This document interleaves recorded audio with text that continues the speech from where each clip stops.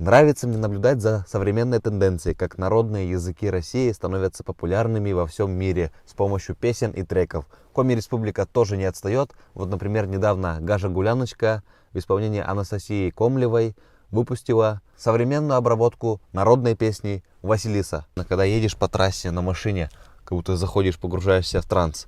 Я был одним из немногих, кто послушал песню до ее релиза. Буду использовать в своих фильмах.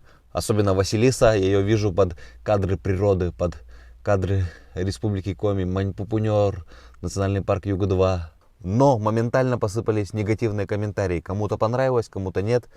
Как я мазда світить вон, гижи, та песня у вас мелодия, съесовсков вежны. Коми язык достоин мировой арены. Сейчас нужно всем объединяться, сплотиться и коми-культуру делать современным, чтобы наши дети хотели учить коми-язык, был у них интерес. И основная задача — сохранять народные песни, активно проявляться носителям языка в интернете.